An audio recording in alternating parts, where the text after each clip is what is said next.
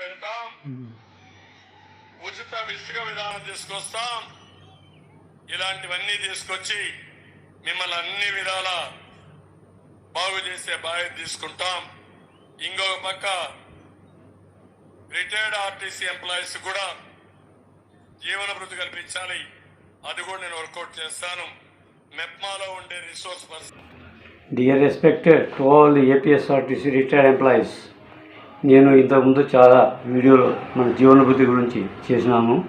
అయితే గత 4.5 సంవత్సరం నుండి మనం పోరాడుతూనే ఉన్నాము. అయినా కానీ ఎటువంటి మనకు పాజిటివ్ రిజల్ట్ రాలేదు. ఆ తర్వాత ఈ ఎలక్షన్లు వచ్చిన తర్వాత మే 1 తారీఖున వచ్చేసి నేను మన కడప ఎమ్మెల్యే గెలిచినటువంటి మాధవి రెడ్డిని ప్లస్ టీడీపీ జిల్లా అధ్యక్షుడైన శ్రీనివాసరెడ్డి గారిని కలిసి సవినయంగా మన ఆర్టీసీలో ఉండే పెన్షన్ విధానం గురించి ఆయనకు చర్చించడం జరిగింది.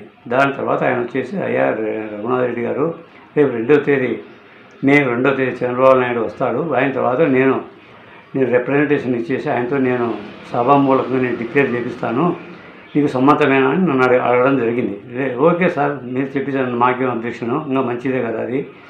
ఆయన మాజీ ముఖ్యమంత్రి లెవెల్లో పోతే అది మాకు కూడా పాజిటివ్గా ఉంటుంది అని చెప్పి నేను కూడా అంతా ఏమో సార్ ఆర్టీసీ రిటైర్డ్ ఉద్యోగస్తులకు జీవనభృతి కల్పించాలి అని ఒక మాట మీరు స్లిప్లో రాసుకొని మీరు ఆయనకు దృష్టికి పోనించారంటే మన మాట ప్రకారం ఆయన మన్నించి మన ఎమ్మెల్యే అయినటువంటి మాధవిరెడ్డి మేడము ఈయన శ్రీనివాసరెడ్డి కూడా 2వ తేదీ 7 రోడ్స్ దగ్గర కడపలో ఆయనకు చంద్రబాబు నాయుడికి చెప్తే ఆయన చంద్రబాబు డిక్లేర్ చేసినాడు, అయ్యా ఆర్టీసీ రిటైర్డ్ ఎంప్లాయీస్ జీవనభృతి కల్పించాలి అని రిప్రజెంట్ చేసినారు. దానికి నేను I will review the issue అని చెప్పడం జరిగింది. దానికి టీవీలో కూడా కూర్చున్నారు కాబట్టి అందరూ కూడా మన వాళ్ళు స్టేట్ లెవెల్లో అందరూ కూడా చూసి చాలామంది హ్యాపీ అయినారన్నమాట. ఆ తర్వాత వచ్చేసి మనం కూడా తర్వాత మనం రిమైండ్ చేయాలి కదా. నిన్న వచ్చేసి ఈరోజు అంటే 14వ తేదీ 14 జూన్ 14 పూట వచ్చేసి ఆయన శ్రీనివాసరెడ్డి దగ్గరికి మన రిటైర్డ్ ఎంప్లాయీస్ అందరినీ తోడుకొని పోయి ఆయన దగ్గరికి శాలువా కప్పేసి రిప్రజెంటేషన్ ఇవ్వడం జరిగింది. సార్ తోడుగా సార్ మా మాట మన్నించి మీరు ఇప్పుడు చంద్రబాబు నాయుడు దృష్టికి తీసుకువచ్చారు, మాకు చాలా సంతోషము. కాబట్టి ఈసారి నెక్స్ట్ మీరు పోయినప్పుడు కూడా సార్ ఈ విధంగా మీరు కడపలో వాగ్దానం చేసినారు, 2వ తేదీన ఆర్టీసీ రిటైర్డ్ వాళ్ళకు ఈ విధంగా చేసినప్పుడు వాళ్ళు కూడా మనకు మీరు కూడా చేసి వాళ్ళు కూడా ఎలక్షన్లప్పుడు కూడా సాయం చేసినారు అని నేను కూడా చెప్తాను. చెప్పేసి మీకు కూడా వచ్చేట్టుగా నేను 99% నేను డిక్లేర్ చేసి నేను చేస్తానని చెప్పడం జరిగిందన్నమాట. దానికి కూడా ఆర్టీసీ వాళ్ళు కూడా మన వాళ్ళు కూడా చాలా సంతోషపడినారు. చూస్తాం, మనం కూడా మనం ట్రై చేసినాము. మన ఊరికి ఆయన ఇప్పుడు మన ఎయిమ్ అంటే మన ఇష్యూ వచ్చేసి ముఖ్యమంత్రి దృష్టికి పోయింది, దానికి మనం సంతోషపడాలా. ఇంతకుముందు మనం చేసినప్పుడు కూడా ముఖ్యమంత్రి దృష్టికి పోలేదు, ఏమీ పోలేదు. ఇప్పుడు వచ్చేసి వారి ద్వారా చంద్రబాబు నాయుడు దృష్టికి పోయింది. ఇంతకుముందు చంద్రబాబు నాయుడు మనకే కదా ఇచ్చింది, ఆర్టీసీ ఫ్రీ పాస్ ఇచ్చింది ఎవరు? ఆయనే ముఖ్యమంత్రి ఇచ్చింది. ఇప్పుడు కూడా ఆయన దృష్టికి పోయింది కాబట్టి మేము చెప్పిన ఈరోజు కూడా శ్రీనివాసరెడ్డితో సార్ ఇప్పుడు వచ్చేసి 1/9/2014 ముందు ఉండేవాళ్ళు ఒక 6,000 మంది ఉంటారు, 7,500 ప్రకారం జీవనభృతి మేము అడగడం జరిగినది. దాని బడ్జెట్ కూడా 4 కోట్ల కన్నా మించి ఎక్కువ ఏం కాదు. అందరూ 70 ఏళ్ళు 80 ఏళ్ళు పైనే ఉంటారు సార్, ఏమీ పని చేయలేని స్టేజ్లో ఉంటారు. కొంతమంది ఇది పెన్షన్ చాలా ఆర్టీసీ డ్రైవర్లు కూడా స్కూల్ బస్సులు పోతున్నారు. మిగతా వాళ్ళు వచ్చి ఏటీఎం దగ్గర మిషన్ దగ్గర వాచ్మెన్గా పోతున్నారు. కొంతమంది స్కూల్ దగ్గర కూడా వాచ్మెన్గా పోతున్నారు. కొంతమంది గుడ్డలంగలుగా వాచ్మెన్గా పోతున్నారు. చాలా పరిస్థితి చాలా భయంకరంగా ఉంది సార్. ఈ 11, 12, 13 రిటైర్మెంట్ వాళ్ళ పొజిషన్ మాత్రము మేము తక్కువ జీతాల్లో రిటైర్మెంట్ అయినా కాబట్టి మేము తక్కువ కోర్టు కూడా మాకు అన్యాయం చేసింది. ఇప్పుడు 16, 17, 18 రిటైర్మెంట్ వాళ్ళకు మంచి స్కిల్స్ 46% ఫిట్మెంట్ బెనిపించినారు. వాళ్ళు ఫుల్గా సౌండ్ పొజిషన్లో ఉన్నారు కాబట్టి మేము వాళ్ళు రిప్రజెంట్ చేయలేదు.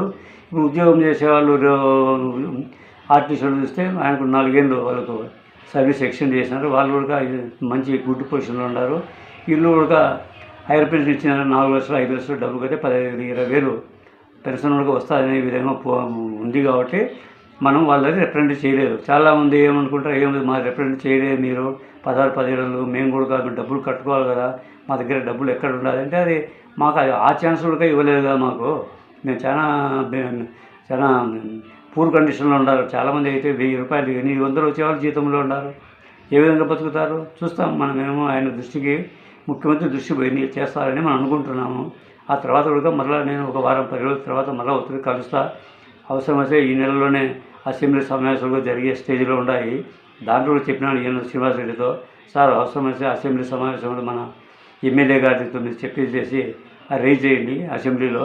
అయ్యా ఈ విధంగా మీరు వాగ్దానం చేశారు సార్, మీరు కడపలో 2వ తేదీ చేసినంత మా వాళ్ళు కూడా మీకు పాజిటివ్గా ఓట్లేసి గెలిపించారని వాళ్ళు చెప్తున్నారు, కాబట్టి మనం సాయం చేయాలా అని అసెంబ్లీలో మాట్లాడమని కూడా చెప్పినాను అనమాట శ్రీనివాసరెడ్డితో. ఈరోజు కూడా ఓకే తప్పకుండా చేపిస్తామన్నా అనే విధంగా మనకు వాగ్దానం ఆయన కూడా ఫుల్ అష్యూరెన్స్ ఇచ్చినారు. కాబట్టి మనము కొంచెం సంతోషంగా ఉన్నాము. కాబట్టి చూస్తాం మనం ట్రైలు మనం అట్టే ఉంటేట మిగతా వేరే స్టేట్లో నేను తప్ప ఎవరు దీని గురించి పట్టించుకునేవాడు ఏం లేడు.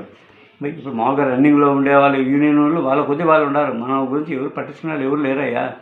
మన గురించి మనమే పట్టించుకోకుంటే జనరల్ సెక్రటరీ ఉన్నారు విజయవాడలో, ఏం చేస్తున్నాడు ఆయన డైరీలకు దాంట్లకు దీంట్లకు మీరు ఉండేది. మరి ప్రజలు 800-600 వస్తుంది, ఏ విధంగా చేస్తామని ఆలోచన ఉండాలన్నా, లేకుంటే నీకు డైరీలో ముఖ్యము. ఇప్పటికైనా నిత్యమైందే లేదు.